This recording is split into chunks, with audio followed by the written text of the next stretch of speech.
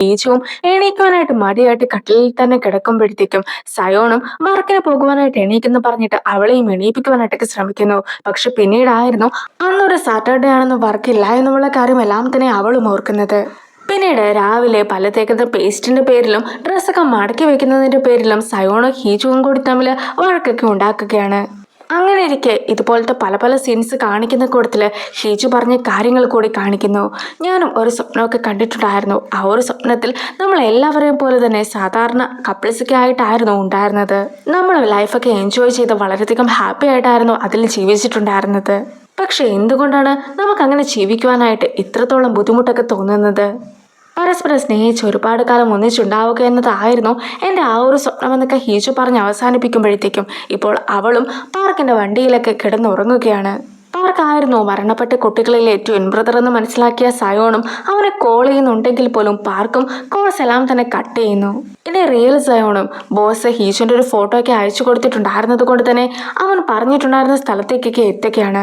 Real സയോണും തന്നെ contact ചെയ്തുകൊണ്ടിരിക്കുന്ന ഈ ഒരു ബോസ് ആരാണെന്നുള്ള കാര്യം ഒന്നും തന്നെ അറിയുകയില്ലായിരുന്നു. അങ്ങനെ ഇരിക്കുകയാണ് പാർക്കാണ് അതേന്ന കാര്യമൊക്കെ അവനും അവിടെ വെച്ച് മനസ്സിലാക്കുന്നത്. ആദ്യം മുതലേ റിയൽ സയോണെ കോണ്ടാക്ട് ചെയ്തിരുന്നത് പാർക്ക് തന്നെയായിരുന്നു. പാർക്ക് പറഞ്ഞിട്ടാണ് അവനും ഓരോരോ കാര്യങ്ങളൊക്കെ ചെയ്തിട്ടുണ്ടായിരുന്നത്. പക്ഷെ ഹീജുവിനെ അവിടെ ഒന്നും കാണാതെ ആക്കുമ്പോഴത്തേക്കും എവിടെയാണ് ഹീജു ഉള്ളത്, നീ എന്തിനാണ് എൻ്റെ അടുത്ത് കള്ളം പറഞ്ഞതെന്നൊക്കെ റിയൽ സയോണ് പാർക്കിൻ്റെ അടുത്ത് ചോദിക്കുകയാണ്. പക്ഷെ പാർക്കും നീ ആയിരുന്നു എൻ്റെ അടുത്ത് കള്ളം പറഞ്ഞിട്ടുണ്ടായിരുന്നു എന്ന് പറഞ്ഞിട്ട് അവനിട്ടും അടിക്കുന്നു. സയോണ്ട് വളർത്തച്ഛൻ്റെ അടുത്ത് നിന്നും കാങ്ങിനും ഒരു കോളൊക്കെ വന്നിട്ടുണ്ടായിരുന്നല്ലോ. കാങ്ങും എന്താണ് കാര്യമെന്ന് പാർക്കിനെ അറിയിക്കുന്നില്ലെങ്കിൽ പോലും അവനും ഒരു നോട്ട് പാഡിലൊക്കെ എഴുതിയിട്ടായിരുന്നു കോൾ ചെയ്ത ആളുടെ അഡ്രസ്സൊക്കെ സൗണ്ട് ഏൽപ്പിച്ചിട്ടുണ്ടായിരുന്നത്. സോ ഇപ്പോൾ സെയിം നോട്ട് പാഡിൻ്റെ അടുത്ത പേജൊക്കെ കീറിയിട്ട് പാർക്കും പെൻസിൽ വെച്ച് വരച്ചൊക്കെ നോക്കുമ്പോഴത്തേക്കും ജോൻ ഫിഷിംഗ് എന്നൊക്കെ എഴുതിയിട്ടുള്ളത് അവനും കാണുകയാണ്. അങ്ങനെ സയോന്റെ വളർത്തച്ഛൻ്റെ ഡീറ്റെയിൽസ് ഒക്കെ കിട്ടിയിട്ടുണ്ടായിരുന്ന പാർക്കും ആ ഒരു വളർത്തച്ഛനെ കാണുവാനായിട്ടൊക്കെ എത്തുമ്പോഴത്തേക്കും അവിടെ വളർത്തച്ഛനും അതുപോലെ തന്നെ റിയൽ ആയിട്ടുള്ള സയോണും കൂടി സംസാരിച്ച് നിൽക്കുന്നതായിരുന്നു അവനും കണ്ടത്. റിയൽ സയോന്റെ ഫേസ് ഒക്കെ ന്യൂസിൽ കണ്ടിട്ടുണ്ടായിരുന്ന വളർത്തച്ഛനും നീ എന്തിനാണ് ഇപ്പോൾ സയോണെ ഉപദ്രവിക്കാനായിട്ടൊക്കെ ശ്രമിക്കുന്നത്? നിന്റെ അച്ഛനും മുത്തച്ഛനും കൂടി ചേർന്നിട്ടല്ലേ നിന്നെ ഇല്ലാതാക്കുവാനായിട്ട് ശ്രമിച്ചത്?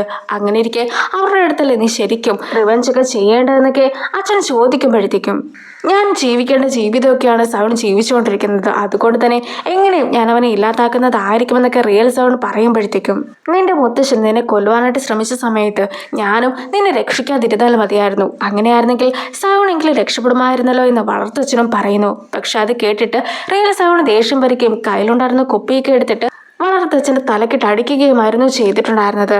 സോ പാർക്കും വീടിന് വെളിയിൽ നിന്നുകൊണ്ട് ഇതെല്ലാം തന്നെ കണ്ടിട്ടുമുണ്ടായിരുന്നു.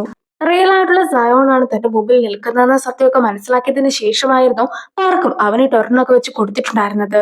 നിലവിൽ അവർ നിൽക്കുന്ന സ്ഥലമൊക്കെ സയോണയും കൂടി അറിയിച്ചതിന് ശേഷം 3 പേരും കൂടി ഒന്നിച്ചു വന്നിട്ട് എന്താ ചെയ്യാന്ന് വെച്ചാൽ ചെയ്യാലോ എന്നൊക്കെ ആയിരുന്നു പാർക്ക് വിചാരിച്ചിട്ടുണ്ടായിരുന്നത്. പക്ഷേ പാർക്ക് വിചാരിച്ചതുപോലെ ഒന്നും തന്നെയല്ല കാര്യങ്ങൾ നടക്കുന്നത്.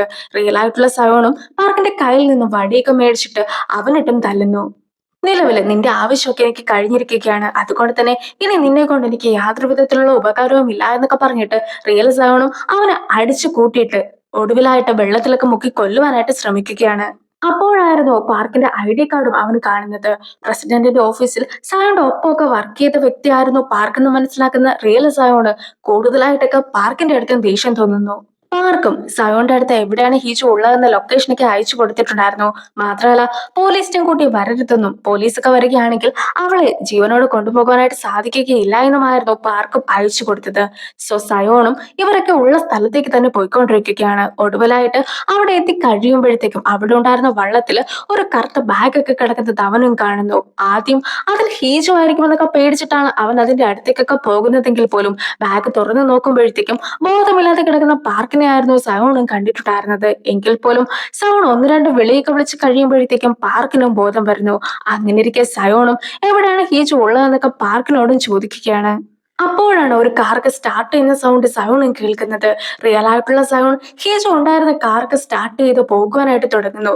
ശരിക്കും പോകുവാനായിട്ട് ആയിരുന്നില്ല, ഈ ഒരു വണ്ടിയുടെ ശബ്ദമൊക്കെ കേട്ടിട്ട് സവൺ വണ്ടിയുടെ പിന്നാലെ ഓടി വരണം. അതിനു വേണ്ടിയിട്ടാണ് അവൻ ഇങ്ങനെ ഓരോന്നൊക്കെ കാണിച്ചു കൂട്ടുന്നത്. എന്തായാലും അവൻ ഉദ്ദേശിച്ചതുപോലെ തന്നെ സവൺ വണ്ടിയുടെ പിന്നാലേക്ക് ഓടി വരുമ്പോഴത്തേക്കും ഈ സൗണ്ട് എല്ലാം തന്നെ കേട്ടിട്ട് ഹീജുവിനും ബോധം വരുന്നു.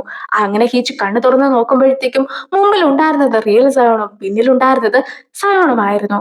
സോ കാര്യമൊക്കെ പിടികിട്ടിയ ഹീജു ആകട്ടെ റിയൽ സവണെ പിടിച്ചിട്ട് ആ വണ്ടിക്ക് എവിടെയോ കൊണ്ട് ഇടിപ്പിച്ചതിന് ശേഷം പെട്ടെന്ന് തന്നെ ഡോറും തുറന്നിട്ട് സവണിന്റെ അടുത്തേക്കൊക്കെ ഓടി ചെല്ലുകയാണ്. അങ്ങനെ അവർ രണ്ടുപേരും കൂടി ഒന്നിച്ചു നിൽക്കുന്നതൊക്കെ കാണുമ്പോഴത്തേക്കും എന്നാൽ രണ്ടുപേരെയും കൂടി ഇടിച്ചിട്ടാലോ എന്നൊക്കെ റിയ സവണും തോന്നിക്കുകയാണ്. സോ അവനും വീണ്ടും വണ്ടി സ്റ്റാർട്ട് ചെയ്തിട്ട് പിന്നോട്ടൊക്കെ എടുക്കുമ്പോഴത്തേക്കും സവണും ഹീജും കൂടി മാറിക്കൊടുക്കുന്നു. സോ അവൻ വീണ്ടും പിറകിലൊക്കെ ചെന്ന് ഇടിച്ചിട്ട് വണ്ടി ആകെ സ്റ്റക്കായി പോവുകയാണ്. ഈ ഒരു സമയത്ത് റിയ സവണ വണ്ടിയിൽ നിന്ന് പുറത്തിറക്കിയതിനു ശേഷം നിനക്ക് ശരിക്കും എന്താണ് ആവശ്യമായിട്ടുള്ളത്? എന്റെ പേരാണോ, എന്റെ പദവികളാണോ, എന്ത് തന്നെ ആയാലും അതെല്ലാം തന്നെ തരുവാനായിട്ട് ഞാൻ തയ്യാറാണെന്നൊക്കെ പറഞ്ഞ് സവൺ നിൽക്കുമ്പോഴത്തേക്കും എന്നാൽ ശരി അതൊക്കെ തന്നിട്ട് നീ പൊയ്ക്കോ എന്ന് പറഞ്ഞ് കാര്യം സിമ്പിൾ ആയിട്ട് സോൾവ് ആക്കേണ്ട സമയത്ത് റിയൽ സവണും എനിക്ക് ആവശ്യം ഹീജുവിനെയാണ്, എന്തായാലും ഹീജു എന്റെ വൈഫായിട്ടൊക്കെ വരേണ്ട വ്യക്തിയല്ലേ എന്നൊക്കെ ചോദിക്കുകയാണ്. പക്ഷെ അത് പറഞ്ഞത് സവൺ ഇഷ്ടപ്പെടുന്നില്ല. സോ സവണും റിയൽ സവണും തമ്മിൽ ചെറിയൊരു ഫൈറ്റ് പോലെയൊക്കെ നടക്കുമ്പോഴത്തേക്കും റിയൽ സവണും ഒളിപ്പിച്ചു വെച്ച കത്തിയൊക്കെ വെച്ചിട്ട് സവണിട്ട് കുത്തുവാനായിട്ട് തുടങ്ങുന്നു. ഇത് കണ്ടു നിന്നിട്ടുണ്ടായിരുന്ന പാർക്കും ഓടി വന്നിട്ട് ആ ഒരു കുത്ത് കേറ്റുവാങ്ങുന്നുണ്ട്. ഈ ഒരു സമയം കൊണ്ട് തന്നെ ഹീജു പോലീസിനെ ആംബുലൻസിനെ എല്ലാം തന്നെ വിളിച്ചിട്ടുണ്ടായിരുന്നു. അതുകൊണ്ട് തന്നെ ഇപ്പോൾ സയോണും ഹീജു കൂടി ഒന്നിച്ച് പാർക്കിന് കൂട്ടിയിരിക്കുമ്പോഴത്തേക്കും ഇനിയും ഇവിടെ നിന്നിട്ടുണ്ടെങ്കിൽ കാര്യങ്ങൾ വിചാരിച്ചതുപോലെ ഒന്നും തന്നെ ആയിരിക്കുകയില്ല നടക്കുക എന്നൊക്കെ മനസ്സിലാക്കിയിട്ടുണ്ടായിരുന്ന റിയൽ സയോണും പെട്ടെന്ന് തന്നെ അവിടെ നിന്ന് നൈസായിട്ട് എസ്കേപ്പ് ആവുന്നു. എന്തായാലും റിയൽ സയോൺ എസ്കേപ്പ് ആവുന്നെങ്കിൽ ആയിക്കോട്ടെ എന്നൊക്കെ വിചാരിച്ചിട്ട് പാർക്കിന് കൂട്ടിരിക്കുകയാണ് സയോണും. ഇനി പാർക്കും അവരുടെ കാര്യങ്ങളെ കുറിച്ച് എല്ലാം തന്നെ സയോണോട് തുറന്നു പറയുകയാണ്. നീ ശരിക്കുമുള്ള സയോൺ ആയിരിക്കുമെന്നാണ് ഞാൻ കരുതിയത്.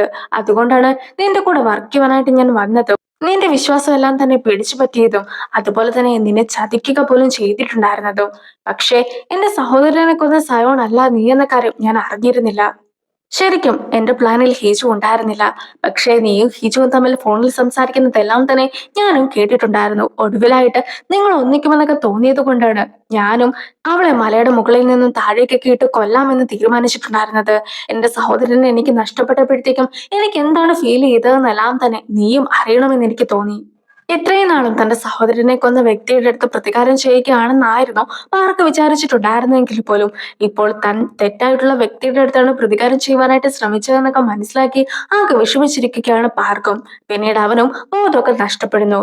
അടുത്ത സീനില് കുറേയധികം പോലീസുകാര് ഈ ഒരു ക്രൈം സീനൊക്കെ നടന്നിടത്തേക്ക് എത്തുകയാണ്. സയോണും ഇപ്പോൾ ആകെ വിഷമിച്ചൊക്കെ പാർക്കിനെ ആലോചിച്ചുകൊണ്ടൊക്കെ ഇരിക്കുകയാണ്. യൂറിയുടെ സ്റ്റോറിയിൽ നിന്നും സയൺ ആദ്യം വർക്ക് ചെയ്തിട്ടുണ്ടായിരുന്നത് ഒരു ടെലിവിഷൻ കമ്പനിയിലാണെന്ന് പറഞ്ഞിട്ടുണ്ടായിരുന്നല്ലോ. സോ അവിടെ വെച്ചായിരുന്നു അവൻ പാർക്കിനെ ആദ്യമായിട്ട് കണ്ടിട്ടുണ്ടായിരുന്നതും അവന്റെ ജൂനിയർ ആയിട്ടാണ് പാർക്ക് അവിടെ എത്തിയത് പോലും. പിന്നീട് പ്രസിഡന്റിന്റെ ഓഫീസിലേക്കൊക്കെ സയോണ് ജോലി കിട്ടുമ്പോഴത്തേക്കും അതേ സ്ഥലത്തേക്ക് തന്റെ വിശ്വസ്തനായിട്ടുള്ള പാർക്കിനെ കൂടി സയോൺ കൂട്ടിക്കൊണ്ടു പോവുകയായിരുന്നു ചെയ്തതും. പിന്നീട് ഹീജുവും സയോന്റെ അടുത്തേക്കൊക്കെ എത്തിക്കഴിയുമ്പോഴത്തേക്കും ഞാൻ പാർക്കിനെ ഒരുപാട് വിശ്വസിച്ചിട്ടുണ്ടായിരുന്നു. നീ എന്നെ കിഡ്നാപ്പ് ഒക്കെ ചെയ്ത ദിവസം പോലും ആ ഒരു കിഡ്നാപ്പറെ കണ്ടെത്തുവാനായിട്ട് ഞാൻ ഏൽപ്പിച്ചിട്ടുണ്ടായിരുന്നത് പാർക്കിനെയാണ്. മാത്രമല്ല നിനക്ക് ബോഡി ഗാർഡ്സ് ഒക്കെ വേണമെന്ന തീരുമാനത്തിൽ ഞാൻ എത്തിയപ്പോഴത്തേക്കും ബോഡി ഗാർഡ്സിനെ നിയമിച്ചിട്ടുണ്ടായിരുന്നത് പോലും പാർക്കായിരുന്നു. സയോണും ആകെ ചതിക്കപ്പെട്ട ആ ഒരു വിഷമത്തിലേക്ക് ഇരിക്കുമ്പോഴത്തേക്കും ഹീജുവും അവനെ സമാധാനിപ്പിക്കുന്നു. ഇനി മുറിവിലൊക്കെ മരുന്ന് വെക്കുവാനായിട്ട് ശ്രമിക്കുന്ന റിയൽ ആയിട്ടുള്ള സയോണയും കാണിക്കുന്നു. എന്തുകൊണ്ടാണ് ഇതുപോലത്തെ എല്ലാ ശല്യങ്ങളും എന്നെ തേടി തന്നെ എത്തുന്നതെന്നൊക്കെ അവൻ ആലോചിച്ചുകൊണ്ട് നിൽക്കുമ്പോഴത്തേക്കും ഇതിനു മുമ്പ് കാണിക്കാൻ വിട്ടുപോയിട്ടുണ്ടായിരുന്ന ഒരു സീൻ കൂടി കാണിക്കുകയാണ്. അതായത് അവനെ തേടിയിട്ട് അവന്റെ അമ്മ തന്നെ വന്നിട്ടൊക്കെ ഉണ്ടായിരുന്നല്ലോ. റിയൽ സയോണ ശരിക്കും ഓർമ്മകളൊക്കെ നഷ്ടപ്പെട്ടത് തന്നെ ആയിരുന്നു. അങ്ങനെ ഇരിക്കാണ് ഒരു വർഷം മുമ്പ് ഈ മുത്തശ്ശൻ മരിച്ച വാർത്തയൊക്കെ എല്ലാ TV ചാനൽസിലൂടെയും അവനും കണ്ടിട്ടുണ്ടായിരുന്നത്. മുത്തശ്ശനെ കണ്ടു കഴിഞ്ഞപ്പോഴത്തേക്കുമാണ് ഒരിക്കൽ തന്നെ മുക്കി കൊല്ലുവാനായിട്ട് ശ്രമിച്ചിട്ടുണ്ടായിരുന്നതും ഇതേ വ്യക്തി തന്നെ ആണെന്നുള്ള കാര്യമൊക്കെ അവനും മനസ്സിലാക്കിയത്. സോ അങ്ങനെ അവന് പണ്ടത്തെ ഓർമ്മകളെല്ലാം തന്നെ തിരിച്ചു കിട്ടിയിരുന്നു. അങ്ങനെയാണ് അവനും മുത്തശ്ശൻ താമസിച്ചിരുന്ന അതേ വീട്ടിലേക്കൊക്കെ താമസം മാറി എത്തിയിട്ടൊക്കെ ഉണ്ടായിരുന്നതും. എന്തായാലും TV-യിൽ അങ്ങനെ മുത്തശ്ശൻ മരിച്ച വാർത്തയൊക്കെ കണ്ടപ്പോഴത്തേക്കും എനിക്ക് അയാളെ കൊല്ലുവാനായിട്ട് സാധിച്ചില്ലല്ലോ എന്നൊരു കുറ്റബോധം മാത്രമായിരുന്നു അവന് തോന്നിയത് പോലും. നിന്റെ മുത്തശ്ശൻ ശരിക്കും എന്നെ പറ്റിക്കുകയായിരുന്നു ചെയ്തിട്ടുണ്ടായിരുന്നത്. ഞാനും അതിൽ വീണുപോയി. നിന്റെ മുത്തശ്ശനാകട്ടെ നിന്നെ കൊന്നുവെന്നായിരുന്നു എന്റെ അടുത്ത് പറഞ്ഞിട്ടുണ്ടായിരുന്നത്. ഞാനും അതെല്ലാം തന്നെ വിശ്വസിച്ചു. അതുകൊണ്ട് തന്നെ നീ ജീവിച്ചിരിപ്പുണ്ട് എന്ന് ഞാൻ ഒരിക്കൽ പോലും പ്രതീക്ഷിച്ചിട്ടുണ്ടായിരുന്നില്ല എന്നൊക്കെ പറഞ്ഞ് അമ്മയാകെ വിഷമിച്ച് നിൽക്കുമ്പോഴത്തേക്കും യഥാർത്ഥത്തിൽ ഞാൻ മരിക്കണമെന്നല്ലേ നിങ്ങൾ എല്ലാവരും ഒരുപോലെ ആഗ്രഹിച്ചിട്ടുണ്ടായിരുന്നത്. സത്യം പറഞ്ഞിട്ടുണ്ടെങ്കിൽ എല്ലാ ഓർമ്മകളും തിരിച്ചു കിട്ടിയ സമയത്ത് നിങ്ങളെ വന്ന് കാണുവാൻ എനിക്ക് പേടിയായിരുന്നു. നിങ്ങളെ വന്ന് കാണുകയാണെങ്കിൽ ഒരു പക്ഷെ നിങ്ങൾ എന്നെ കൊന്നാലോ അല്ലെങ്കിൽ എന്നെ ഏതെങ്കിലും മുറിയിൽ പൂട്ടിയിട്ടാലോ എന്നൊക്കെ ആയിരുന്നു എന്റെയും ചിന്ത. അതൊക്കെ പോട്ടെ. ഇപ്പോൾ എന്നെ കാണുമ്പോൾ നിങ്ങൾക്ക് എന്താണ് തോന്നുന്നതെന്ന് അവൻ ചോദിക്കുമ്പോഴത്തേക്കും അമ്മയും ഒരിക്കലും നിന്നെ ഞാനിനി നഷ്ടപ്പെടുത്തുകയില്ല എന്നൊരു മറുപടിയൊക്കെ ആയിരുന്നു അവനും കൊടുത്തിട്ടുണ്ടായിരുന്നത്. പക്ഷെ അപ്പോൾ അച്ഛന്റെ അസിസ്റ്റന്റും ആൾക്കാരും കൂടി പെട്ടെന്ന് അവിടേക്ക് ഓടിയെത്തി അവനെ പിടിക്കുവാനായിട്ട് ശ്രമിക്കുന്നത് കാണുമ്പോഴത്തേക്കും അമ്മയും അവനെ മാറ്റി നേരെ മുമ്പിൽ നിൽക്കുന്നു. സോ അവരുടെ കയ്യിലുണ്ടായിരുന്ന ഇലക്ട്രിക് ഷോക്കൊക്കെ നേരെ അമ്മയ്ക്കിട്ടാണ് കൊള്ളുന്നത്. അപ്പോൾ തന്നെ അമ്മയ്ക്ക് ബോധവും നഷ്ടപ്പെടുന്നു. പിന്നീട് ബാക്കിയുള്ള ആൾക്കാരും അവനെ പിടികൂടുവാനായിട്ടൊക്കെ ശ്രമിക്കുന്നുണ്ടെങ്കിലും അവരുടെ അടുത്തുനിന്ന് രക്ഷപ്പെട്ടിട്ടുണ്ടായിരുന്ന അവനാണ് പിന്നീട് പാർക്കിനെയൊക്കെ കുത്തിയിട്ടുണ്ടായിരുന്നതും. കാര്യങ്ങളെല്ലാം തന്നെ ആലോചിച്ച് അമ്മയാകെ വിഷമിച്ചൊക്കെ ഇരിക്കുകയാണ്. അങ്ങനെ ഇരിക്കെ അച്ഛനെ കാണുമ്പോഴത്തേക്കും അവൻ എത്രത്തോളം കഷ്ടപ്പാടൊക്കെ അനുഭവിച്ചതിന് ശേഷമാണ് ഇപ്പോൾ തിരിച്ചെത്തിയിട്ടുള്ളത്. ഇനിയെങ്കിലും നിനക്ക് അവനെ ഈ ഒരു രീതിക്ക് ട്രീറ്റ് ചെയ്തിരുന്നൂടെ എന്നൊക്കെ അച്ഛൻ്റെ അടുത്തും ചോദിക്കുന്നു. ഇപ്പോൾ അവൻ കാരണമാണ് നമ്മുടെ ലൈഫ് എല്ലാം തന്നെ നരകമായതുപോലെ അനുഭവപ്പെടുന്നതെന്നൊക്കെ പറഞ്ഞുകൊണ്ട് അച്ഛൻ ഇരിക്കുമ്പോഴത്തേക്കും എങ്ങനെയാണ് ഇവിടെ നിനക്ക് സ്വർഗമായിട്ടൊക്കെ അനുഭവപ്പെടുന്നത്? എന്റെ കാര്യം നോക്കുകയാണെങ്കിൽ എനിക്ക് ഒരു ദിവസം പോലും സമാധാനം എന്താണെന്ന് അനുഭവിക്കുവാനായിട്ട് സാധിച്ചിട്ടില്ല എന്നൊക്കെ പറഞ്ഞുകൊണ്ട് അമ്മ നിൽക്കുമ്പോഴത്തേക്കും അവനെ തിരിച്ചു കിട്ടിയിട്ടുണ്ടെങ്കിൽ തന്നെ നമ്മൾ എന്ത് ചെയ്യുവാനാണ്? ഇതാണ് നമ്മുടെ റിയൽ ആയിട്ടുള്ള മകൻ എന്നൊക്കെ ലോകത്തിന് മുമ്പിൽ വിളിച്ചു പറയണോ? ഇനിയും നീ അങ്ങനെ ഒന്നും തന്നെ വിചാരിക്കേണ്ട യാതൊരു വിധത്തിലുള്ള കാര്യവുമില്ല. നമ്മൾ രണ്ടുപേരും കൂടി ഉണ്ടാക്കിയ ഒരു മോൺസ്റ്റർ മാത്രമാണ് അവൻ എന്നൊക്കെ പറഞ്ഞുകൊണ്ട് അച്ഛൻ പോകുവാനായിട്ട് തുടങ്ങുമ്പോഴത്തേക്കും റിയൽ സയോൺ ശരിക്കും നിന്നെ പോലെ തന്നെയാണ്. പക്ഷേ നീയോ അല്ലെങ്കിൽ റിയൽ ആയിട്ടുള്ള സയോണോ ഒരിക്കലും ചെയർമാനെ പോലെ അല്ല.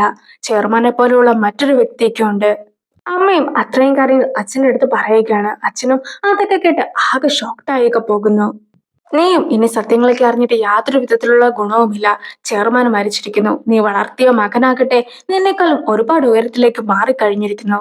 നിങ്ങളുടെ ഫാമിലി ആകട്ടെ ജീവിതത്തിന് യാതൊരു വിധത്തിലുള്ള വിലയും കൊടുക്കുന്നില്ല. എല്ലാവർക്കും പ്രസിഡന്റ് ആകണമെന്ന ഒറ്റ ഒരു ആഗ്രഹം മാത്രമേ ഉള്ളൂ എന്നൊക്കെ അമ്മ പറഞ്ഞിട്ടുണ്ടായിരുന്നത് ഓർക്കുന്ന അച്ഛനും ആകെ വിഷമിച്ച് ദേഷ്യപ്പെട്ടൊക്കെ ഇരിക്കുകയാണ്. ഒടുവിൽ അച്ഛന് നിസ്സഹായനായി കരയുന്നു. ന്യൂസ് വായിക്കുകയാണ്. ന്യൂസിൽ സയോണെ ആക്രമിക്കാനായിട്ട് ശ്രമിച്ച വ്യക്തിയെ പോലീസ് പിടികൂടിയിരിക്കുന്നു എന്ന രീതിക്കൊക്കെയാണ് വാർത്ത വരുന്നത്. മാത്രമല്ല പോലീസും ആ വ്യക്തി താമസിച്ച വീടൊക്കെ അന്വേഷിച്ചുകൊണ്ടിരിക്കുകയാണെന്ന് പറഞ്ഞിട്ട് അതിന്റെ വിഷ്വൽസ് കൂടി ടിവിയിലൊക്കെ കാണിക്കുന്നു. ഇത് ഓഫീസിലെ എല്ലാവരും തന്നെ കണ്ടിട്ടുണ്ടായിരുന്നു. പാർക്കായിരുന്നു കുറ്റക്കാരനായിട്ട് പിടിക്കപ്പെട്ട വ്യക്തിയെന്ന് എല്ലാവർക്കും തന്നെ മനസ്സിലായിട്ടുണ്ട്. പക്ഷെ എന്തുകൊണ്ടാണ് സയോണിന്റെ അടുത്ത് പാർക്ക് ഇങ്ങനെയൊക്കെ പെരുമാറിയതെന്ന് ആർക്കും തന്നെ അറിയിക്കുകയില്ല. അങ്ങനെ ഇരിക്കെ സയോണെ കാങ് കോളൊക്കെ ചെയ്തിട്ടുണ്ടായിരുന്നെങ്കിൽ പോലും സയോൺ ഒട്ടും തന്നെ ഓക്കെ അല്ലാത്ത രീതിയിലൊക്കെ ആയിരുന്നു കാങ്ങിന്റെ അടുത്ത് സംസാരിച്ചിട്ടുണ്ടായിരുന്നത്. ആരെക്കാളും കൂടുതലായിട്ട് പാർക്കിനെ സയോൺ വിശ്വസിച്ചതാണ്. അതുകൊണ്ട് തന്നെ പാർക്ക് ഇങ്ങനെയൊക്കെ ചെയ്തതുകൊണ്ട് തന്നെ സയോൺ ആകെ തകർന്നിട്ടുണ്ടാവുമെന്നൊക്കെ കാങ്ങും പറയുന്നു. സംഭവ സ്ഥലത്ത് വെച്ച് പാർക്കിനും മുറിവൊക്കെ ഉണ്ടായിട്ടുണ്ടായിരുന്നല്ലോ. സോ അതിനെക്കുറിച്ച് കൂടി വാർത്തയിൽ കാണിക്കുന്നു. അതായത് പാർക്കിനെ കുത്തിയിട്ടുണ്ടായിരുന്ന കത്തിയൊക്കെ സംഭവ സ്ഥലത്ത് വെച്ച് കിട്ടിയിട്ടുണ്ടായിരുന്നുവെന്നും പക്ഷെ ആ കത്തിയിൽ കണ്ട ഫിംഗർ പ്രിന്റ് ഒക്കെ വെച്ച് നോക്കുമ്പോഴത്തേക്കും ഒരു ഫാമിലി രജിസ്റ്ററിലും ഇല്ലാത്ത ഒരു വ്യക്തിയുടെ പ്രസൻസ് ഒക്കെ ആയിരുന്നു അതിൽ നിന്നും കണ്ടെത്തുവാനായിട്ട് സാധിച്ചുവെന്നുമായിരുന്നു വാർത്തയിലുള്ളത്.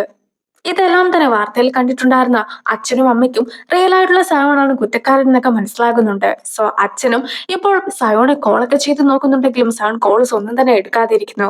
അവൻ ഉണ്ടായിരുന്നതും പോലീസിന്റെ അടുത്തൊക്കെ ആയിരുന്നു. പോലീസും പാർക്കിന്റെ വീടെല്ലാം തന്നെ അരിച്ചു പെറുക്കിയൊക്കെ നോക്കിയിട്ടുണ്ടായിരുന്നു. അതുവഴി പാർക്ക് മറ്റൊരു വ്യക്തിയെയും കൂടി ട്രാക്ക് ഒക്കെ ചെയ്യുവാനായിട്ട് ശ്രമിച്ചിട്ടുണ്ടായിരുന്നു എന്ന കണ്ടെത്തലിലാണ് പോലീസും ഉള്ളത്. ആ വ്യക്തി മറ്റാരും തന്നെയല്ല റിയൽ ആയിട്ടുള്ള സയോണാണ്. പക്ഷേ പോലീസിന് അതിനെക്കുറിച്ച് ഒന്നും തന്നെ വ്യക്തമായിട്ടുള്ള അറിവുകളില്ല. സോ പോലീസും പാർക്കിനെ ഉപദ്രവിക്കാനായിട്ട് ശ്രമിച്ച വ്യക്തിനെ ആയിരിക്കാം അവരും ട്രാക്ക് ചെയ്തിട്ടുണ്ടാവുക എന്നൊക്കെയാണ് പറയുന്നത്. പക്ഷെ ആ ഒരു ഡിവൈസ് വെച്ചിട്ട് പോലീസിന് ഒരിക്കലും അയാളെ ട്രാക്ക് ചെയ്യാനായിട്ട് സാധിക്കുകയില്ല. അത്രത്തോളം സെക്യൂർഡ് ആയിട്ടാണ് ആ ഒരു ഡിവൈസ് എല്ലാം തന്നെ ഉള്ളത്. സോ പാർക്കിന്റെ അടുത്ത് ഹെൽപ്പ് ഒക്കെ ചോദിച്ചൂടെ എന്ന് സയോൺ പോലീസിന്റെ അടുത്ത് ചോദിക്കുന്നുണ്ടെങ്കിൽ പോലും പാർക്ക് ഒരക്ഷരം പോലും പോലീസിനോട് മിണ്ടാതൊക്കെ ഇരിക്കുകയാണ്. അതുകൊണ്ട് തന്നെ അവൻ ഒരു രീതിക്ക് സഹകരിക്കുമെന്ന് പോലീസിന് തോന്നുന്നില്ല. പിന്നെ അവനും മരിക്കുന്ന രീതിക്കുള്ള ഒരു പ്രശ്നങ്ങളും ഇല്ല എന്നും അത്രയ്ക്ക് വലിയ മുറിവൊന്നും ആയിരുന്നില്ല സംഭവിച്ചിട്ടുണ്ടായിരുന്നെന്നും പോലീസും അറിയിക്കുന്നു. സയോണും ഇപ്പോൾ നേരെ പാർക്കിനെ ചെന്ന് കാണുകയാണ്. ആരാണോ യഥാർത്ഥത്തിലുള്ള കുറ്റവാളി നീ അയാളുടെ കൂടെയാണ് നിന്നത്. അയാൾ നിന്നെ പറ്റിക്കുകയായിരുന്നു എന്ന സത്യം നീ മനസ്സിലാക്കിയത് പോലുമില്ല. ഇപ്പോൾ അവനാണ് നിന്നെ പറ്റിച്ചതെന്നൊക്കെ മനസ്സിലാക്കി കഴിഞ്ഞപ്പോഴത്തേക്കും നിനക്കും മൊത്തത്തിലെ ഒരു ലോകം തന്നെ ഉപേക്ഷിച്ചു പോകുവാനായിട്ടൊക്കെ തോന്നിയിട്ടുണ്ടാവൂല്ലേ. എനിക്കും അതൊക്കെ മനസ്സിലാക്കുവാനായിട്ട് സാധിക്കും. നിനക്കും ഇപ്പോൾ ഒരു നാണക്കേടൊക്കെയാണ് ഫീൽ ചെയ്യുന്നത്. എന്തൊക്കെ പറഞ്ഞാലും നീ ഹീജുവിനെ ഉപദ്രവിക്കാനായിട്ട് ശ്രമിച്ചിട്ടുണ്ടായിരുന്നു. അതൊരു കൊലപാതക ശ്രമമാണ്. അതൊരിക്കലും എനിക്ക് കണ്ടില്ല എന്ന് വെക്കുവാനായിട്ട് സാധിക്കുകയില്ല എന്നൊക്കെ സോൺ പറയുമ്പോഴത്തേക്കും നീയും സയോൺ എന്ന പേരിൽ നല്ലൊരു ജീവിതമൊക്കെ നയിച്ചില്ലേ? അതുകൊണ്ട് തന്നെ നിനക്കൊരിക്കലും എന്നെ കുറ്റപ്പെടുത്തുവാനുള്ള യാതൊരു വിധത്തിലുള്ള അവകാശവും ഇല്ല എന്ന് പാർക്കും സയോണിനോട് പറയുന്നുണ്ട്. ഞാൻ സഹിതം തെറ്റ് ചെയ്ത എല്ലാവർക്കും ശിക്ഷയൊക്കെ നൽകുവാനായിട്ട് ഞാൻ തയ്യാറാണ്. ഉറപ്പായിട്ടും അവർക്ക് ശിക്ഷ ഞാൻ മേടിച്ചു കൊടുക്കുകയും ചെയ്യും. പക്ഷേ റിയൽ സയോണെ കണ്ടുപിടിക്കുവാനായിട്ട് നീ എന്നെ ഹെൽപ്പ് ചെയ്യണമെന്ന് സയോൺ പറയുമ്പോഴത്തേക്കും നിന്റെ ഫാമിലിയുടെ സീക്രട്സ് എല്ലാം തന്നെ ലോകത്തിന് മുമ്പിൽ നീ തുറന്നു പറയുമെന്നും ഇത്രയും വലിയൊരു പൊസിഷനൊക്കെ രാജിവെച്ചിട്ട് നീ പോകുമെന്ന് ഞാൻ ഒരിക്കലും വിശ്വസിക്കുന്നില്ല എന്നും പാർക്കും സയോണിന്റെ അടുത്ത് പറയുന്നു. സോ തന്നെ പറ്റിക്കുവാനായിട്ട് സാധിക്കുകയില്ല എന്ന രീതിക്കൊക്കെയാണ് പാർക്കും സംസാരിക്കുന്നത്. ഒരിക്കലെങ്കിലും ശരിക്കും നീ വെറുക്കേണ്ട വ്യക്തി ഞാനല്ല എന്ന് നിനക്ക് തോന്നിയില്ലേ? അതുകൊണ്ടല്ലേ നീയും എന്നെ രക്ഷിച്ചിട്ടുണ്ടായിരുന്നത്. അതുകൊണ്ട് തന്നെ നീയും നിനക്ക് ചെറിയ ശിക്ഷ കിട്ടണമെന്ന് ആഗ്രഹമുണ്ടെങ്കിൽ അവനെ പിടികൂടുവാനായിട്ട് പോലീസിനെ ഹെൽപ്പ് ചെയ്യണമെന്നൊക്കെ പറഞ്ഞ് സൺ പോകുവാനായിട്ട് തുടങ്ങുമ്പോഴത്തേക്കും കുറ്റവാളി നിനക്ക് ചുറ്റുമുണ്ട് എന്ന് മനസ്സിലാക്കിയതിനു ശേഷം ഒരിക്കലെങ്കിലും നീ എന്നെ സംശയിച്ചിട്ടില്ലായിരുന്നോ എന്ന് പാർക്കും സയോണോട് ചോദിക്കുന്നു. ഞാൻ സാധാരണഗതിക്ക് ആരെയും തന്നെ വിശ്വസിക്കാത്തൊരു വ്യക്തിയാണ്. പക്ഷെ നിന്നിൽ എനിക്ക് വിശ്വാസമുണ്ടായിരുന്നു. ഈ ഒരു നിമിഷത്തിലെങ്കിലും നിനക്ക് എന്നെ വിശ്വസിച്ചൂടെ എന്ന് സയോണും തിരിച്ച് പാർക്കിന്റെ അടുത്ത് ചോദിക്കുന്നു. നേരത്തെ സയോണിന്റെ വളർത്തച്ഛൻ എവിടെയാണ് റിയൽ സയോൺ കൊന്ന കുട്ടികളുടെ ബോഡീസ് ഒക്കെ കുഴിച്ചിട്ടിട്ടുണ്ടായിരുന്നതെന്ന് സയോണിന്റെ അടുത്ത് പറഞ്ഞിട്ടുണ്ടായിരുന്നല്ലോ. ഇപ്പോൾ സയോണും ഫോറൻസിക് ടീമിനേക്ക് ആ ഒരു സ്ഥലത്തേക്കും വിളിച്ചിരിക്കുകയാണ്. അവരും ബോഡിയും മറ്റും എല്ലാം തന്നെ അവിടെ നിന്നും റിക്കവർ ചെയ്യുന്നു. സംഘവും നടന്ന കാര്യങ്ങളെല്ലാം തന്നെ ഇപ്പോൾ യൂറിനെ അറിയിച്ചിരിക്കുന്നു. ബംഗ്ലാവിന്റെ ഓണർ എന്ന് പറഞ്ഞ് അവർ അന്വേഷിച്ചു പോയിട്ടുണ്ടായിരുന്ന വ്യക്തി സയോണിന്റെ വളർത്തച്ഛനാണ് എന്നും സയോണെ ഉപദ്രവിക്കാനായിട്ട് ശ്രമിച്ച വ്യക്തി അത് റിയൽ ആയിട്ടുള്ള സയോൺ ആണ് എന്നും സയോണെ പിന്നീട് ദത്തെടുത്താണെന്നുമുള്ള കാര്യമെല്ലാം തന്നെ ഇപ്പോൾ യൂറി മനസ്സിലാക്കി കഴിഞ്ഞിട്ടുണ്ട്. എങ്കിൽ പോലും ഇനിയും ഒരുപാട് കാര്യങ്ങൾ ഉണ്ടെന്നും അത് നീ പിന്നീട് അറിയുന്നതായിരിക്കുമെന്നും സാമു അവളെ അറിയിക്കുന്നു. സയോൺ ഇത്രയും വലിയ രഹസ്യമൊക്കെ മനസ്സിൽ കൊണ്ട് നടന്ന് എന്തോ ഒരു ബുദ്ധിമുട്ടിയിട്ടൊക്കെ ഉണ്ടാവും. എന്തായാലും സയോൺ അങ്ങനെ എല്ലാവരുടെയും അടുത്ത് ഒന്നും തന്നെ പേഴ്സണൽ ആയിട്ടുള്ള കാര്യങ്ങൾ തുറന്നു പറയാത്തതാണ്. പക്ഷെ നിന്റെ അടുത്ത് പറഞ്ഞു. അതുകൊണ്ട് തന്നെ ഇതൊരു നല്ല സൂചനയാണ്. നീയും അവനെ ഒന്ന് കോളൊക്കെ ചെയ്യുക. എന്നിട്ട് അവനോട് മനസ്സ് തുറന്നൊക്കെ സംസാരിക്കുക. അതുവഴി സയോണും നല്ലൊരു റിലാക്സേഷനൊക്കെ കിട്ടുമെന്ന രീതിക്കാണ് യൂറിയും സംസാരിക്കുന്നത്. അവൻ എന്തെങ്കിലും കഴിച്ചോ എന്തെങ്കിലും കുടിച്ചോ അങ്ങനെയൊക്കെ പറഞ്ഞാൽ മതി എന്നൊക്കെ പറഞ്ഞിട്ട് യൂറിയും സയോണ് കോൾ ചെയ്യുവാനായിട്ടൊക്കെ തുടങ്ങുമ്പോഴത്തേക്കും സയോൺ സംഗുവിനെ ഇങ്ങോട്ട് കോൾ ചെയ്യുന്നു. കുട്ടികളുടെ ബോഡീസ് എല്ലാം തന്നെ കണ്ടെത്തി എന്നൊക്കെ പറയുവാനായിട്ടായിരുന്നു സയോണ് സംഗുവിനെ കോൾ ചെയ്തിട്ടുണ്ടായിരുന്നത്. ഒന്നുമില്ലെങ്കിലും സംഗുവിന്റെ ഫ്രണ്ട്സ് ആണല്ലോ ആ കുട്ടികൾ. അതുകൊണ്ട് തന്നെ അതിനൊരു ടെൻഷനും മറ്റുമൊക്കെ അവനും ഉണ്ടായിരുന്നു. അത് മനസ്സിലാക്കിയ യൂറി സംഗുവിന് പകരമായിട്ട് വണ്ടിയൊക്കെ ഓടിക്കുകയാണ്. മരിച്ച കുട്ടികൾ ഉണ്ടായിരുന്ന ബോഡിയിൽ നിന്നും മറ്റൊക്കെ ആയിട്ട് ഓരോരോ സാധനങ്ങളൊക്കെ പോലീസിന് ലഭിച്ചിട്ടുണ്ട്. സോ പോലീസും ഇതെല്ലാം തന്നെ കണ്ടെത്തിയിട്ട് അത് ആരുടെ ബോഡിയാണെന്ന് തിരിച്ചറിയുവാനായിട്ടായിരുന്നു സാങ്ങുവിനെ വിളിപ്പിച്ചിട്ടുണ്ടായിരുന്നത്. അതായത് ഈ കുട്ടികൾക്ക് റിയൽ ആയിട്ടുള്ള പേരൻസോ അങ്ങനെ ഒന്നും തന്നെ ഇല്ലല്ലോ. സോ ഒരു രീതിക്കും ഇതൊക്കെ ആരാണെന്ന് ഐഡന്റിഫൈ ചെയ്യുവാനായിട്ട് പോലീസിന് സാധിക്കുകയില്ല. സംഘവും ഒരു മാർബിളൊക്കെ കിടക്കുന്നത് കണ്ടിട്ട് ഒരു കുട്ടിയുടെ പേരൊക്കെ പറഞ്ഞതിന് ശേഷം ഈ ഒരു മാർബിൾ എന്റേതാണ്, ഞാനും അവനും കൂടി ചേർന്നിട്ട് മാർബിൾ ഗെയിംസ് ഒക്കെ കളിച്ചപ്പോഴത്തേക്കും അവന്റെ അടുത്ത് ഞാൻ തോറ്റുപോയത് കൊണ്ടായിരുന്നു ഇത് ഞാൻ അവന് നൽകിയിട്ടുണ്ടായിരുന്നെന്ന് പറയുന്നു. മറ്റൊരു കുട്ടിയുടെ ബോഡിയിൽ നിന്നും ഒരു മോതിരവും ചെയിനുമായിരുന്നു കണ്ടുകിട്ടിയിട്ടുണ്ടായിരുന്നത്. ഈ ഒരു മോതിരം ശരിക്കും ആ കുട്ടിയുടെ അമ്മ നൽകിയതാണ്. അമ്മയും തിരിച്ചെത്തുമെന്നൊക്കെ പറഞ്ഞിട്ടായിരുന്നു അത് കൊടുത്തിട്ടുണ്ടായിരുന്നത്. അവനും ഇതുമായിട്ട് അമ്മയ്ക്ക് വേണ്ടി കാത്തിരുന്നിട്ടുണ്ടായിരുന്നുവെന്നും സംഘു അറിയിക്കുന്നു. അത്രത്തോളം പറയുമ്പോൾ തന്നെ സംഘു ആകെ ഇമോഷണൽ ആകുന്നു. സോ അടുത്തതായിട്ട് കണ്ടിട്ടുണ്ടായിരുന്ന കാറിന്റെ ലോക്കറ്റ് കാണുന്ന യൂറിയും ഒരു കുട്ടിക്ക് കാറൊക്കെ വളരെയധികം ഇഷ്ടമായിരുന്നു എന്ന് പറഞ്ഞിട്ട് ആ ഒരു കുട്ടിയുടെ പേര് കൂടി പറയുകയാണ്. അങ്ങനെ സംഘവും മൂന്ന് കുട്ടികളുടെ ബോഡിയിൽ നിന്ന് ലഭിച്ചിട്ടുള്ള സാധനങ്ങളൊക്കെ വഴി അവരെയും ഐഡന്റിഫൈ ചെയ്ത് കഴിഞ്ഞിരിക്കുന്നു. പിന്നീട് അവിടെ നിന്നും ഇറങ്ങി കഴിയുമ്പോഴത്തേക്കും സംഘുവിനെ പോലെ തന്നെ സംഘുവിന്റെ ഫ്രണ്ട്സിനെ യൂറിയും ഓർത്തിരുന്നിട്ടുണ്ടായിരുന്നല്ലോ. അതിന് യൂറിയുടെ അടുത്ത് സംഘുവും നന്ദി പറയുന്നു. ഞാനും എന്റെ ജീവിതത്തിൽ നിന്റെ അത്രയും ചിയർഫുൾ ആയിട്ടുള്ള ഒരു വ്യക്തിനെ കണ്ടിട്ടേ ഇല്ല. എന്റെ ലൈഫിൽ ഒരുപാട് സംഭവങ്ങളൊക്കെ നടന്നിട്ടുണ്ടായിരുന്നത് കൊണ്ട് തന്നെ എപ്പോഴെങ്കിലും ഞാൻ അതിനെക്കുറിച്ചൊക്കെ ഓർത്ത് വിഷമിക്കുമ്പോഴത്തേക്കും നിന്നെ കുറിച്ചായിരുന്നു ഞാൻ ഓർത്തിരുന്നത്. അതുവഴി എനിക്ക് എന്റെ വിഷമങ്ങളെല്ലാം തന്നെ അടക്കുവാനായിട്ട് സാധിക്കുമായിരുന്നു എന്ന് സാമുവും തുറന്നു പറയുന്നു. റിയൽ ആയിട്ടുള്ള സയോൺ ജീവിച്ചിരിപ്പുണ്ടായിരുന്നുവെന്നും അവനായിരുന്നു സയോൺ ഉപദ്രവിക്കാനായിട്ട് ശ്രമിച്ചതെന്നുമുള്ള കാര്യമെല്ലാം തന്നെ ഇപ്പോൾ ഇനിയും മനസ്സിലാക്കിയിരിക്കുകയാണ്. അങ്ങനെ ഇരിക്കുകയാണ് ഇന മറ്റൊരു സംഭവത്തെ കുറിച്ചൊക്കെ ഓർക്കുന്നത്. ഇനിയും കുട്ടിയായിരിക്കുന്ന സമയത്ത് ഇനയുടെ അനിയന്റെ കരച്ചിലൊക്കെ കേട്ടിട്ട് അവന്റെ അടുത്തേക്ക് ചെന്നപ്പോഴത്തേക്കും ഒരു കുട്ടി അവന്റെ അടുത്ത് നിന്നും ഓടിപ്പോകുന്ന കാഴ്ചയൊക്കെ ഇനിയും കണ്ടിട്ടുണ്ടായിരുന്നു. നമ്മുടെ ഏജൊക്കെ ആയിരുന്നു ആ ഒരു കുട്ടിക്ക് തോന്നിച്ചിരുന്ന പ്രായം. അതുകൊണ്ട് തന്നെ അത് സയോൺ ആയിരിക്കുമെന്നാണ് ഇന്നെ കരുതിയതും. പക്ഷെ പിന്നീട് സയോണെ ആദ്യമായിട്ട് കണ്ട സമയത്ത് ഈ ഒരു കുട്ടീനേക്കാളും പൊക്കമൊക്കെ ഉണ്ടായിരുന്നത് കൊണ്ട് തന്നെ തനിക്കെന്തോ തെറ്റുപറ്റിയതാണെന്നായിരുന്നു യഥാർത്ഥത്തിൽ ഇനി വിശ്വസിച്ചിരുന്നത്.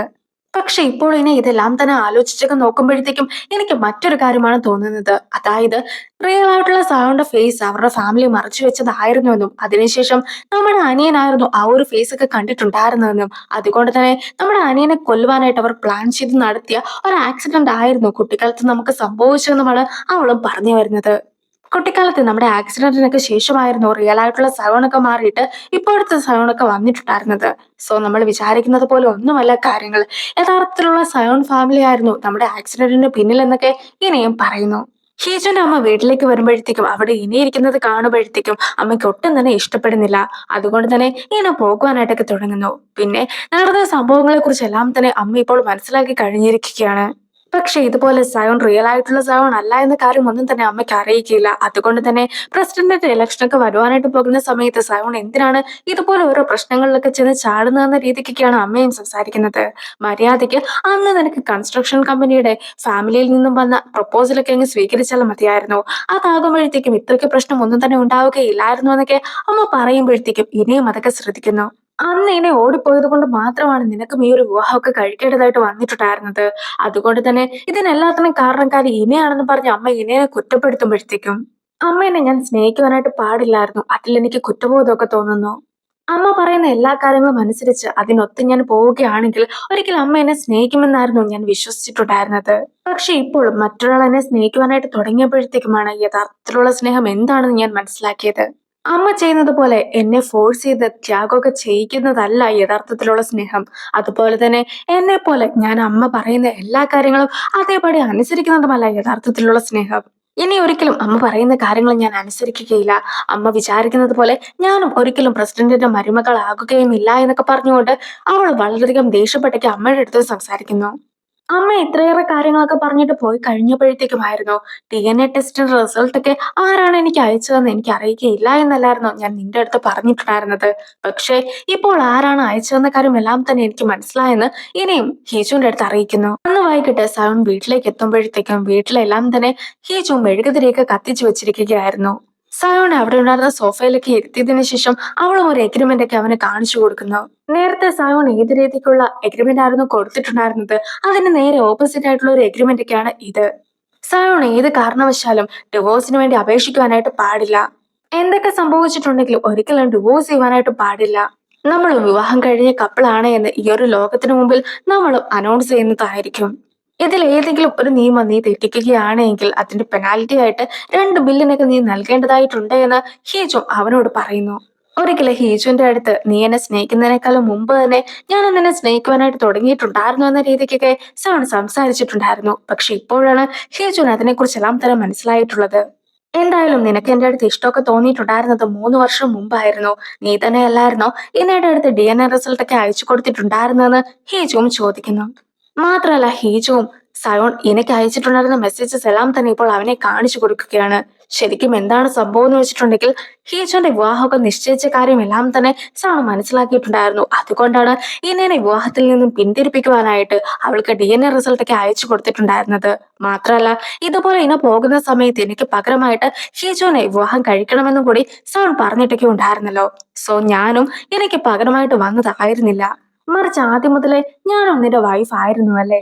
എന്തായാലും ഈ ഒരു പ്രശ്നം എല്ലാം തന്നെ അവസാനിച്ച് കഴിയുമ്പോഴത്തേക്കും നീ എന്നെ ഒന്നും കൂടി വിവാഹം കഴിച്ച് നിന്റെ വൈഫ് ആക്കാമോ എന്ന് ഹീജു ചോദിക്കുമ്പോഴത്തേക്കും ഈ ഒരു പ്രശ്നങ്ങളെല്ലാം തന്നെ അവസാനിച്ച് കഴിയുമ്പോഴത്തേക്കും ഞാൻ വീണ്ടും നിന്നെ പ്രപ്പോസ് ചെയ്യുന്നതായിരിക്കുമെന്ന് സയോണും പറയുന്നു. പിന്നീട് അവർ കിസ്സും ചെയ്യുന്നു. അടുത്തതായിട്ട് പാർക്കിനെയാണ് കാണിക്കുന്നത്. നിലവിൽ പോലീസിന് 4 കുട്ടികളുടെ ബോഡീസ് ഒക്കെയാണ് ലഭിച്ചിട്ടുള്ളത്. സാങ്വുവും 3 കുട്ടികളെ ഐഡന്റിഫൈ ചെയ്തിട്ടുണ്ടായിരുന്നു. സോ നാലാമത്തേത് പാർക്കിന്റെ ട്വിൻ ബ്രദർ ആയിരുന്നു. അവിടെ നിന്നും കിട്ടിയ സാധനങ്ങളെല്ലാം തന്നെ പാർക്കിനെ കാണിച്ച് കഴിയുമ്പോഴത്തേക്കും അതിൽ കണ്ടിട്ടുണ്ടായിരുന്ന ഒരു ഷൂസ് ഒക്കെ വെച്ചിട്ട് തന്റെ സഹോദരനാണ് അതേ എന്ന് പാർക്കും ഐഡന്റിഫൈ ചെയ്യുന്നു. അതായത് പാർക്കിന്റെ സഹോദരൻ ബംഗ്ലാവിലേക്കായിരുന്നു പോയിട്ടുണ്ടായിരുന്നെന്ന കാര്യം എല്ലാം തന്നെ അവനും അറിഞ്ഞിട്ടൊക്കെ ഉണ്ടായിരുന്നു. മാത്രമല്ല ഈ ഒരു ബംഗ്ലാവിലേക്ക് തന്റെ സഹോദരനെ അന്വേഷിച്ചു വന്ന സമയത്ത് ഒരു ചെരുപ്പ് മാത്രമായിരുന്നു അവന് ലഭിച്ചിട്ടുണ്ടായിരുന്നത്. സോ സഹോദരന് വേണ്ടി അന്ന് കരഞ്ഞിട്ടുണ്ടായിരുന്നതിനെ കുറിച്ചെല്ലാം തന്നെ ഇപ്പോൾ പാർക്കും ഓർക്കുകയാണ്. സയോണും ഈ ഒരു പ്രശ്നങ്ങളെല്ലാം അവസാനിച്ചതിന് ശേഷം ഹീജുവുമായിട്ട് ഒന്നിച്ച് ജീവിക്കാനായിട്ടാണ് തീരുമാനിച്ചിട്ടുള്ളതെന്ന് പാർക്കിനെയും അറിയിക്കുന്നു. പക്ഷെ പാർക്കും ഇതിനു മുമ്പ് ഒന്ന് സൂയിസൈഡ് ചെയ്യാനായിട്ടൊക്കെ ശ്രമിച്ചിട്ടുണ്ടായിരുന്നു. അതുകൊണ്ട് തന്നെ നിന്റെ സഹോദരൻ മരിച്ചുപോയി എന്ന് വെച്ചിട്ട് നീ നിന്റെ ജീവിതം ഇല്ലാതാക്കരുത്.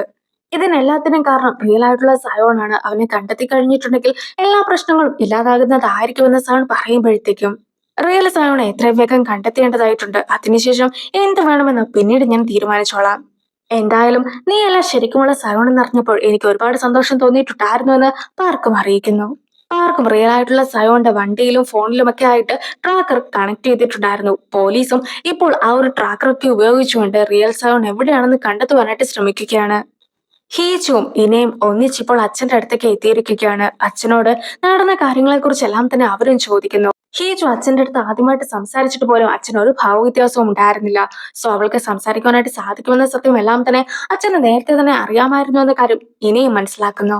അന്ന് ഞങ്ങളുടെ ആക്സിഡന്റ് ഒക്കെ സംഭവിച്ചതിന് പിന്നിൽ യഥാർത്ഥത്തിൽ ചെയർമാൻ തന്നെ ആയിരുന്നു എന്നൊക്കെ ഇനയും അച്ഛൻ്റെ അടുത്ത് ചോദിക്കുകയാണ്. ഈ ഒരു നിമിഷത്തിൽ യഥാർത്ഥത്തിൽ സംഭവിച്ച കാര്യങ്ങളെക്കുറിച്ചെല്ലാം തന്നെ അവനും ഓർക്കുന്നു.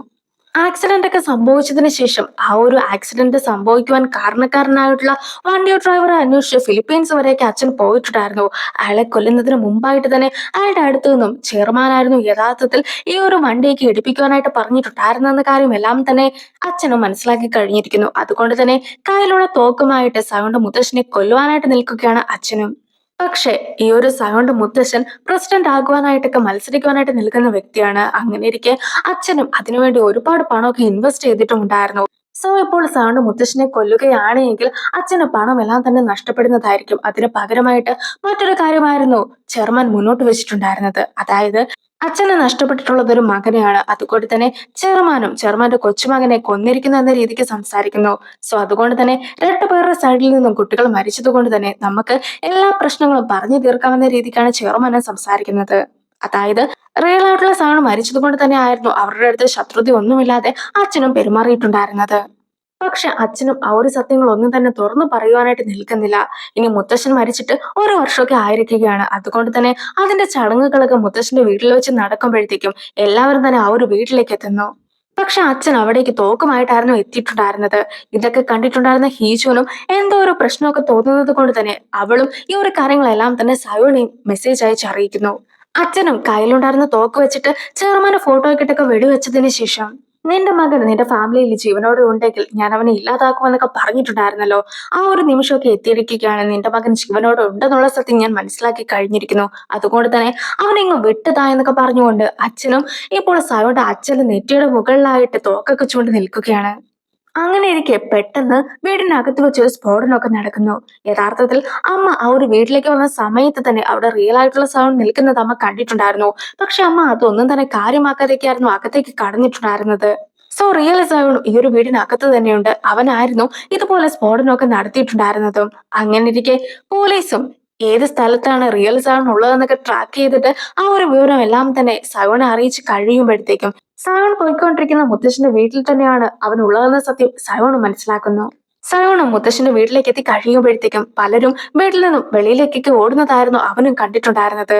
മാത്രമല്ല കൂടുതൽ അകത്തേക്കൊക്കെ ചെന്ന് കഴിയുമ്പോഴത്തേക്കും ഹിജുവിനെ കാണുന്നില്ല എന്ന് ഇനിയും അവനെ അറിയിക്കുന്നുണ്ട്. ഹിജുവിനെ അന്വേഷിച്ച് സയോൺ നിൽക്കുമ്പോഴത്തേക്കുമായിരുന്നു റിയൽ സയോണും അവനെ കോൾ ചെയ്തിട്ടുണ്ടായിരുന്നത്. ഞാനും നിന്റെ വൈഫിനെ കൊല്ലുവാനായിട്ട് പോവുകയാണെന്നൊക്കെ പറഞ്ഞുകൊണ്ട് റിയൽ സയോണും ഇരിക്കുന്നു. ഹിജു ആയിരുന്നു വണ്ടിയൊക്കെ ഓടിച്ചിട്ടുണ്ടായിരുന്നെങ്കിൽ പോലും റിയൽ സയോൺ അവളുടെ കഴുത്തിൽ കത്തിയൊക്കെ വെച്ചിരിക്കുകയാണ്. എന്റെ മുത്തശ്ശൻ നിന്നെ പോലുള്ള ഒരു കൊച്ചുമോനെ വേണമെന്നൊക്കെയാണ് ആഗ്രഹിച്ചത്. അതുകൊണ്ട് തന്നെ അയാളുടെ ആഗ്രഹം സാധിക്കുവാനായിട്ട് ഞാൻ സമ്മതിക്കുകയില്ല. നീയും ശരിക്കും അനുഭവിക്കണം. എന്നെ ഒരിക്കൽ മുത്തശ്ശൻ കൊല്ലുവാനായിട്ട് ശ്രമിച്ച സമയത്ത് നീ വെറുതെ ഞാൻ മരിക്കുന്നത് നോക്കി നിൽക്കുക മാത്രമായിരുന്നു ചെയ്തിട്ടുണ്ടായിരുന്നത്. അതുകൊണ്ട് തന്നെ അന്ന് ഞാൻ അനുഭവിച്ച ആ ഒരു വേദന നീയും മനസ്സിലാക്കണം. ഇവിടെ വെച്ചിട്ടാണ് ഞാൻ പ്രതികാരമൊക്കെ ചെയ്യുവാനായിട്ട് പോകുന്നതെന്ന് പറഞ്ഞ് റിയൽ സയോൺ ഇരിക്കുമ്പോഴത്തേക്കും ഹീജു ഉള്ള ലൊക്കേഷനൊക്കെ മനസ്സിലാക്കിയിട്ട് അവിടേക്ക് പോകുവാനായിട്ട് നിൽക്കുകയാണ് സയോണും. പക്ഷേ നീ എന്നെ അന്വേഷിച്ച് എന്റെ പിന്നാലെ വരേണ്ട കാര്യമില്ല. ഒരിക്കലെങ്കിലും നിന്നെ ഞാൻ പ്രൊട്ടക്ട് ചെയ്യുന്നതായിരിക്കും എന്നൊക്കെ പറഞ്ഞിട്ടില്ലായിരുന്നോ? ഞാൻ നിന്നെ ഒരുപാട് സ്നേഹിക്കുന്നു എന്ന് പറഞ്ഞ് ഹീജു വണ്ടിയൊക്കെ വളരെയധികം സ്പീഡിൽ വിടുകയാണ്. ഈ ഒരു പ്രശ്നത്തിന് തുടക്കം കുറിച്ചിട്ടുണ്ടായിരുന്നത് ഞാനാണ്. അതുകൊണ്ട് തന്നെ ഞാനായിട്ട് തന്നെ ഇത് അവസാനിപ്പിക്കാനായിട്ട് പോവുകയാണെന്ന് പറഞ്ഞ് അവളും വണ്ടിയൊക്കെ സ്പീഡിൽ വിട്ട് അത് ഒരിടത്ത് കൊണ്ടുപോയി ഇടിപ്പിക്കുന്നു. അങ്ങനെ ആ ഒരു സീനിന് ശേഷം അടുത്ത സീൻ കാണിക്കുമ്പോഴത്തേക്കും പോലീസും ടീമും എല്ലാം തന്നെ ഹീജയുടെ വണ്ടിയൊക്കെ ഇപ്പോൾ വെള്ളത്തിൽ നിന്നും കണ്ടെടുത്തിരിക്കുകയാണ്. പക്ഷെ വണ്ടിക്കുള്ളിൽ ആരും തന്നെ ഉണ്ടായിരുന്നില്ല. സയോന്റെ വൈഫിനെ ഒരാൾ കിഡ്നാപ്പ് ചെയ്തുകൊണ്ട് പോയതിനു ശേഷമാണ് ഈ ഒരു അപകടം നടന്നതെന്നും ഇയാളാണ് കിഡ്നാപ്പ് ചെയ്തതെന്നും പറഞ്ഞിട്ട് അയാളുടെ രൂപരേഖയൊക്കെ ചാങ്ങും ടിവിയിൽ കാണിക്കുന്നുണ്ട്. സയോണും ഒരു പ്രസ് മീറ്റിനായിട്ട് എത്തുകയാണ്. സയോണെ കാണുമ്പോഴത്തേക്കും എല്ലാ ചാനൽസും ഒരുപാട് ഫോട്ടോസ് ഒക്കെ എടുക്കുന്നുണ്ട്. അത് അവനിൽ അസ്വസ്ഥതയൊക്കെ ഉണ്ടാക്കുമ്പോഴത്തേക്കും ജാങ്ങും ഇതൊരു ക്രിമിനൽ കേസാണ്, സോ ആ രീതിക്കൊക്കെ നിങ്ങളും പെരുമാറുന്ന അവരുടെ അടുത്തും പറയുന്നു. സയോണും താൻ ചെയർമാന്റെ കൊച്ചുമകനല്ല എന്ന സത്യമൊക്കെ എല്ലാവരുടെ മുമ്പിൽ തുറന്നു പറയുകയാണ്. എന്റെ ശരിക്കുമുള്ള പേര് പോലും സയോൺ എന്നല്ല, അതെല്ലാം തന്നെ ഫേക്ക് ആയിരുന്നു. എന്നെക്കുറിച്ച് സത്യമായിട്ടുള്ള ഒരേ ഒരു കാര്യമേ ഉള്ളൂ, അത് ഞാൻ വിവാഹം കഴിച്ചുവെന്നും എനിക്കൊരു വൈഫ് ഉണ്ട് എന്നതുമായിരുന്നു. കഴിഞ്ഞ 2 ദിവസം മുമ്പ് എന്റെ വൈഫിനെ ഇത്രയും നാളും എന്നെ ഭീഷണിപ്പെടുത്തിക്കൊണ്ടിരുന്ന വ്യക്തി തട്ടിക്കൊണ്ടൊക്കെ പോയിരിക്കുകയാണ്. ഇപ്പോൾ അവളെക്കുറിച്ച് യാതൊരു വിധത്തിലുള്ള വിവരവുമില്ല. ആർക്കെങ്കിലും എന്തെങ്കിലും വിവരമൊക്കെ അറിയിക്കുകയാണെങ്കിൽ അത് ഉടനെ തന്നെ എന്നെ അറിയിക്കണം.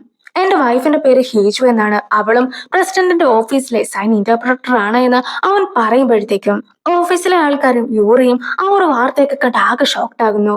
ഇത്രയും കാലമായിട്ട് അവൾ ആഗ്രഹിച്ചതുപോലത്തെ ഒരു ലൈഫ് അവൾക്ക് കൊടുക്കുവാനായിട്ട് എനിക്ക് സാധിച്ചിട്ടില്ല. അവളെ ഹാപ്പി ആക്കുവാനായിട്ട് എനിക്ക് കഴിഞ്ഞിട്ടില്ല. ഞങ്ങൾക്ക് ഇനിയും ഒരുപാട് കാര്യങ്ങളൊക്കെ ചെയ്തു തീർക്കുവാനായിട്ടുണ്ട്. അവൾ ആഗ്രഹിച്ചതുപോലെ ഒരു ജീവിതമൊക്കെ എനിക്കും അവൾക്ക് കൊടുക്കണം. അതുകൊണ്ട് തന്നെ നിങ്ങൾ ആരെങ്കിലും അവളെ എവിടെയെങ്കിലും വെച്ച് കാണുകയാണെങ്കിൽ ഉടനെ തന്നെ അത് റിപ്പോർട്ട് ചെയ്യണമെന്നൊക്കെ അവനും ആവശ്യപ്പെടുന്നു. അങ്ങനെ അവനും വളരെയധികം വിഷമിച്ച് തന്നെ അവളുടെ ഫോട്ടോ ഒക്കെ നോക്കി നിൽക്കുകയാണ്. അങ്ങനെ ആ ഒരു സീനൊക്കെ കട്ടായതിനു ശേഷം മറ്റൊരു സീൻ കൂടി കാണിക്കുന്നു. ഹീജോ സയോണും കൂടി ചേർന്നിട്ട് കിസ്സൊക്കെ ചെയ്തതിന് ശേഷമാകട്ടെ സ്വന്തം ഐഡന്റിറ്റിയിൽ ജീവിക്കുവാൻ സാധിക്കാതെ സയോൺ എന്ന പേരിലൊക്കെയാണല്ലോ എനിക്ക് ജീവിക്കേണ്ടി വന്നിട്ടുണ്ടായിരുന്നത്. എന്തിനാണ് ഈ ഒരു ജീവിതമെന്നും എന്തിനാണ് ഞാൻ ജനിച്ചിട്ടുണ്ടായിരുന്നതെന്ന് പോലും എനിക്ക് പലപ്പോഴായിട്ട് തോന്നിയിട്ടുണ്ടായിരുന്നു.